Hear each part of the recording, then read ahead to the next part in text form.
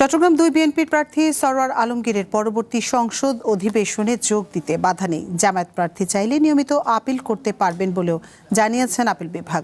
বুধবার আবেদনটি কার্যতালিকা থেকে বাদ দেওয়ায় সরওয়ার আলমগীরের এমপি হিসেবে দায়িত্ব পালনে কোনো বাধা থাকলো না বলে জানিয়েছেন অ্যাটর্নি জেনারেল রুহুল কুদ্দুস কাজল।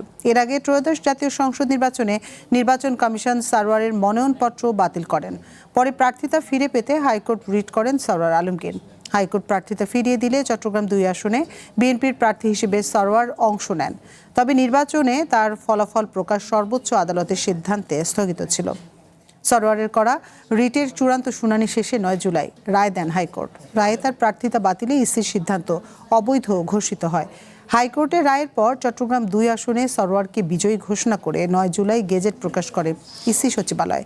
সেদিন সন্ধ্যায় সরওয়ার সংসদ সদস্যের শপথ নেন। এ অবস্থায় হাইকোর্টের রায়ের কার্যকারিতা স্থগিত চেয়ে জামায়াতের প্রার্থী নুরুল ১২ জুলাই আপিল বিভাগে আবেদন করেন।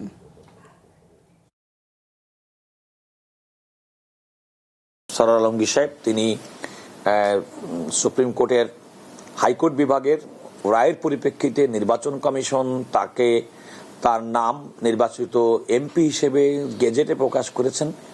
তৎপরবর্তীতে তিনি শপথ গ্রহণ করেছেন এবং পার্লামেন্ট অধিবেশনে যোগদান করেছেন। সেটি অব্যাহত থাকবে। তিনি তার এমপি হিসেবে দায়িত্ব পালন করা, পার্লামেন্টে অধিবেশনে যোগদান করা এবং জনগণের বিশেষ করে তার নির্বাচনী এলাকার জনগণকে প্রতিনিধিত্ব করার ক্ষেত্রে কোনো আইনি বাধা এখন আর আপাতত থাকলো না।